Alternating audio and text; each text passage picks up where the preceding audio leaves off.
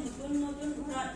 যাৰ ঘৰত নেকি কোনোদিন মাতৃ সন্মিলনে হোৱা নাই সিহঁতৰ ঘৰত মাতৃ সন্মিলনটো দিয়াৰ কাৰণে এই মা জগতজননী দিয়াৰ কাৰণে কৈছে উপদেশ দিছে বোলে। আৰু এই মা জগতজননী ঠাকুৰৰ লীলা সংগিনী এই যে ঠাকুৰৰ লগত লীলা বুলি কৈছে সত্যতে শ্ৰীহৰি ত্ৰেতা যুগে ৰাম দ্বাপৰত কৃষ্ণ কল্কি অৱতাৰে বহুত ৰূপ ধাৰণ কৰিছে মা সতী ৰূপে জগতজননী মা আহিছে। এতিয়া আমাৰ আহিছে অনুকূলৰ সংগিনী লীলা সংগিনী হয়। এমাহ বহুত লীলা কৰি গৈছে যে এই যে তেখেতৰ এইবিলাক গুণবিলাক আমি যদি সঁচাকৈ পালন কৰিব পাৰোঁ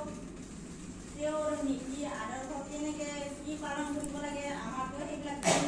মোৰ নাই বিশেষকৈ বেলেগত থাকিলেও স্বামী ভক্তি বাচ্ছাবিলাকক কেনেকৈ কি কৰিব লাগে তাৰপিছতে ডাঙৰক কেনেকৈ সন্মান কৰিব লাগে কেনেকৈ কথা ক'ব লাগে মানুহৰ লগত কেনেকুৱা ব্যৱহাৰ কৰিব লাগে এইবিলাক চব শিকাই থৈ গৈছে মায়ে। এইবিলাক তাৰমানে আমাক নীতি নিয়মবিলাক শিকাই থৈ গৈছে। তেওঁৰ বেছি নোৱাৰিলেও অলপ চেষ্টা কৰি যোৱাতে আমাৰ সাৰ্থক হয়। তেওঁৰ যিনি মতে ধৰিলে এতিয়া বৰ্তমান যুগত এই আশ্চৰ্যদেৱৰ বৌগীত হৈছে লক্ষ্মীমা তেওঁ এই যে ঠাকুৰ অহাৰ পিছত যে ঠাকুৰে কৈছে যে আবাৰ বাবা আহিছে এই যে ঠাকুৰে আকৌ আহিছে এই যে বাবাই যে বৰ্তমান আশ্চৰ্যদেৱ এই যে ঠাকুৰৰে অৱতাৰ কিন্তু আমি নাজানো বহুতে গম নাপাওঁ কিন্তু এই যে ঠাকুৰে আহিছে এই মা এই জগতজননী মা হৈছে এই যে গৌৰাণী মা এই তেখেতসকলৰ লীলা অপাৰ লীলা তেখেতসকলক কিছুমানেতো আৰু বেলেগকে দেখা পায়। কিছুমানে ভাবে যে এই যে ঠাকুৰ সঁচাকৈ ভগৱান হয়নে নহয় মনত প্ৰশ্ন হয় মানুহৰ বহুত দৰে প্ৰশ্ন হয় যে ঠাকুৰ সঁচাকৈ ভগৱান নে এই যে মানুহ আমাৰ দৰে মানুহ ঠাকুৰ কিন্তু বহুতে প্ৰশ্ন কৰে যে ঠাকুৰটো মানুহে কি ভগৱান এতিয়া আমাৰ দৰে মানুহ আমাৰ দৰে ভগৱান কিন্তু বেলেগ আছে নেকি ভগৱানটো মানুহে ভগৱান মানুহৰূপী ভগৱান যে শ্ৰীকৃষ্ণ আছিল শ্ৰীকৃষ্ণটো বেলেগ নাছিল তেখেতেও মানুহ আছিল কিন্তু সেই যুগত যে কি কৰিছিলে অলংকাৰ পিন্ধিছিলে সেইকাৰণে তেখেতবিলাক যে এতিয়াও কয় গুৰু ভাই যিবিলাক নেকি ঠাকুৰক ধৰা নাই তেখেতসকলে কয় যে কি ভগৱান মানুহে কৃষ্ণইতো ভগৱান আছিল এতিয়া এই মানুহ ভগৱান হ'ব পাৰে নেকি কিন্তু কৃষ্ণই যে কি অলংকাৰ পিন্ধাৰ কাৰণে আমি বহুতে ভগৱান বুলি ভাবিছিলোঁ কিন্তু এই যুগত যে ঠাকুৰ আহিছে কি বগা বস্ত্ৰ লয় বা খালী গাই দিও আমাৰ ঠাকুৰ থাকে এই যে অলংকাৰ পিন্ধিলে সেই দিনত ৰজাৰ ঘৰত আছিল কাৰণে তেখেতে অলংকাৰ পিন্ধিছিলে কৃষ্ণই। এতিয়া ধৰ আমাৰ চিম্পল কলি যুগত বগা বস্ত্ৰ বোলে দেৱ পোছাক যিবিলাকে নেকি বগা পোছাক পিন্ধে সেইবিলাক দেৱ পোছাক। আৰু আমাৰ যে এই যে ঠাকুৰৰ যিবিলাক মানি যদি এই বগা ড্ৰেছটো যদি পিন্ধি বাহিৰতো ওলাই যায় আনকি যদি পুলিচে যদি হেৰি কৰি আছে চিকিং কৰি আছে কিন্তু এই যে বগা ড্ৰেছটো পিন্ধি যায় তাক হেৰি দিয়ে নাচায় এই যে বগা বস্ত্ৰত কিমান হেৰি আছে ঠাকুৰে এনে পোৱা নাই যে বগা বস্ত্ৰ পিন্ধি আছে সেইকাৰণে এই যে দেৱ পোছাক সেইকাৰণে বগা বস্ত্ৰটো পৰিধান কৰিলে আনকি চিকিলো নকৰে। এবাৰ আমাৰ মালিকে গৈছিলেতো নোলা কিন্তু বাকী মানুহবিলাকক চবকে চিকিং কৰি আছে কিন্তু সিহঁতক চিকিং কৰা নাই যাব পুলিচে এই যে ড্ৰেছটোৰ কিমান ড্ৰেছটোৰে পাৱা আৰু যে তেখেতৰ এই যে ঠাকুৰৰ যদি আমি যদি সঠিক সময়ত যদি নাম ধ্যান কৰিব পাৰোঁ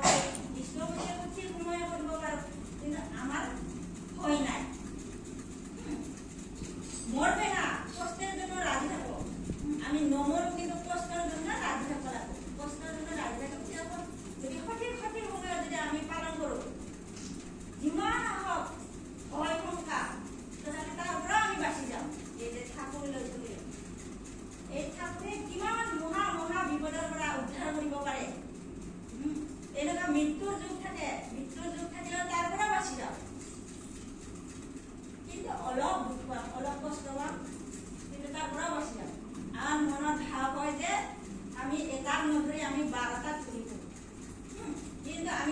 ধরিলে সব পাম ওই হয়ে গেছে কলকি অবতারে ঠাকুর আছে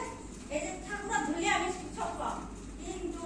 12টা মাস 13টা পূজা করিলে আমার হাত নহয় এই যদি ঠাকুর যদি আমি নধরো যিমান পূজা করা যিমান কিবা করা নাই কাম এই যে ঠাকুর মহাযজ্ঞটো দি থৈ গৈছে যে ইষ্টবিধিটো দিছে তাৰ পৰাই আমি হাত পাবো আমাক তাৰমানে কোনো যদি এনেকা যদি সঠিক সঠিক সময় যদি নাম ধ্যান কৰে যাদু মন্ত্ৰ লেখাম নেকি সঁচা কথা এই যে যিবিলাকে নেকি আমাৰ সপ্তমী ব্ৰতধাৰী আছে তেওঁলোকে যদি আমাৰ যদি কিবা কিছুমানে যদি গা চা যদি কিবা লাগে এই যদি ঠাকুৰৰ নাম করে যদি এই যে মন্ত্রটো যদি জলটো খাই একদম শরীর সুস্থ হয়ে যায় এই যে কিমান পাওয়ার ঠাকুরের তারপরে আমার কিবা বৈদ লাগে নাকি কিবা বৈদর ওচৰত যাব লাগে নালাগে এই এই ইয়াৰ পৰাই আমি সব হেৰি হৈ যায় তথাপিতো ডক্টৰৰ ওচৰত কিবা এটা বেমাৰ হ'লে ডক্টৰৰ ওচৰত যাব লাগে ডক্টৰ আছে কিন্তু সেই বুলি যে আমি যে আগৰ যুগৰ কথাবিলাকক যে আমি বিশ্বাস কৰি থাকিম জাৰা ফুকা কৰিলে যে ভাল হ'ব এইটো নহয় কিন্তু আমি যে ঔষধটো খাইছো ঠাকুৰৰ নামটো যে কৰিছো তাৰ পৰাই আমি ভাল পাম কিন্তু এই বৈদ এটাৰ ওচৰত গৈছো কিন্তু বৈদটোৰহে নাম হয় এই যে ঠাকুৰক আমি ইষ্টবিধিটো কৰিছো কিবা এটা হৈছে বেলেগ এটা গৈছো চাবা ডাঙৰ ডাঙৰ পাথৰ দিলে আমাক পাথৰটো নিদিলে ভাবিলো যে পাথৰটো দিয়ে ভাল হৈছে কিন্তু নাই এই যে ঠাকুৰৰ যে এই মন্ত্ৰটো আছে ঠাকুৰৰ হেৰি আছে তাৰ পৰাই আমাৰ ভাল হৈ যায় আৰু মনৰ ভাৱ ইটো পূজা কৰিলে ভাল হ'ব নেকি সিটো পূজা কৰিলে ভাল হ'ব নেকি আমি গুৰু ভাইবিলাকে গুৰু মুনিবিলাকৰ ভাৱ হয় ইটো দিলে ভাল হ'ব নেকি সিটো দিলে ভাল হ'ব নেকি কিন্তু এক মানে এক ধ্যানে যদি ঠাকুৰৰে অকল পূজা কৰে চব হ'ব কিন্তু এই আমি যে সব হেৰি কৰি কৰি যেতিয়া অবিশ্বাস কৰা হয় ঠাকুৰৰ অবিশ্বাস কৰি আমি আৰু বেলেগক কৰিছোঁ কিন্তু আমি জীৱনটো বাস্তৱবোৰ ধৰিছোঁ তাক ধৰিলে সাৰ্থক হয় আমাৰ আৰু কিহৰ দৰকাৰ এই যে ঠাকুৰ আছে ঠাকুৰে চব সমস্ত চলাই আমাৰ এতিয়া ধৰক এটা কথা আমি শিৱ বাবা পূজা কৰোঁ শিৱ বাবাই আগতে আহি গৈছিলে এই ৰামকৃষ্ণ আগতে আহি গৈছিলে এই যে তাৰে যদি আমি পূজা কৰি থাকোঁ আমাৰ নাই একো কাম নিদিয়ে তাৰমানে এই যে 23 চনৰ টেবলেটটো আমি 24 চনত খাইছোঁ 23 চনত এই টেবলেটটো আমি 24 চনত খালে কি হ'ব আমাৰ ইনফেকশ্যন হ'ব বেমাৰ হ'ব এই যে ঠাকুৰকে এই যে এইটো যুগত আহিছে আমি পৰম ভাগ্য এই যে ঠাকুৰক ধৰিছোঁ ঠাকুৰক ধৰিলে সমস্ত পোৱা যায় এটাৰ ওপৰত এৰি দিব আপুনি যি কৰে আপোনাৰ ইচ্ছা আমাৰ মংগল পদ আমি নাজানো আপোনাৰ ইচ্ছাই আমাক এইটো বোলে চব আমাৰ আৰু কোনো ঘূৰা ঘূৰিৰ দৰকাৰে নাই যে ইষ্টবিধিটো সঠিক সঠিক সময়ত কৰিলে কোনো আমাক একো কৰিব নাই সেইকাৰণে আমাৰ এইবিলাক যে স্বস্তিনী ভূমিও আছে সেইবিলাকৰো মনত এটা ভাৱ হয় ইটো কৰিলে ভাল নেকি ইটো কৰিলে ভাল নেকি নাই এই ঠাকুৰে আগৰ যুগত যিবিলাক গুচি গ'ল যেনেকৈ আমাৰ দেউতা মাৰা গৈছে এই যে দেউতাক মাতি থাকে যে দেউতা নাহে আহিব নেকি যিবিলাক নেকি জীৱনটো আছে তেতিয়া সকলো মাতিলে এই বাবা আছোন একোলা আছোন বুলি ক'লে ওচৰত দৌৰি আহিব কিন্তু দেউতাক মাতি থাকিলে আটা পাৰি পাৰি কান্দি থাকিলেও নাহে এতিয়া গুৰুৰ ক্ষেত্ৰত তেনেকুৱা যে আগৰ যোৱা গুৰুবিলাক হে ৰাম হে প্ৰভু হে হৰি কৰি থাকিলেও নাহে এই যে ঠাকুৰক মাতিলে ঠাকুৰে পটককৈ শুনা পায় আহি যায় মই নিজেই প্ৰমাণিত মানুহ ঠাকুৰক একদম লগা ওচৰত আহি যায় মাতাৰ পিছত এনেকুৱা যদি ঠাকুৰ যদি নধৰিলো হয় তেওঁ এটা নহয় দুটা নহয় 4টা বছৰ পানী তলত দিব হয় কোনটোৱে মাজতে জানে সকলোৱে চব শেষ হৈ গ'ল এই যে ঠাকুৰ ধৰাৰ কাৰণে থাকি গ'ল এই ঠাকুৰে কি কৰি যায় মূলাৰ লগে লগে যে ঠাকুৰৰ চক্ৰৰ সেই পানীৰ তলত যে দেখি গ'লো বাকী মানুহখিনি কেনেকৈ ওলাই গ'ল গম নাপাইছে যে আমি কেনেকৈ পাৰত কৰিলোঁ সিহঁতে গম নাপায় গৰম কিতাপ মই দেখা পাইছোঁ মই চাই আছোঁ মই গম পাওঁ কিন্তু তাৰ পৰা কোনো বাচ্চা খাদ্য নহ'লে এই যে মানুহ ঠাকুৰ যদি নধৰিলোঁ হয় তাতে সেইকাৰণে কৈছোঁ যে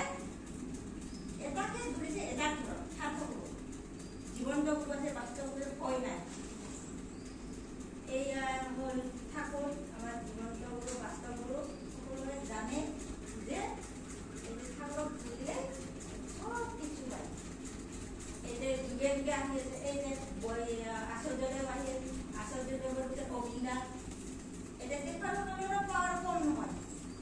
ইমান পাৱাৰ আমি ইয়াতে কি কৰি আছো সব দেখি আছে সব গম পায় এই যে আমি যে অকল মূৰ্তিটা পূজা কৰি থাকিলে মূৰ্তি মাত্ৰ জীৱনতে ক'ব নোৱাৰি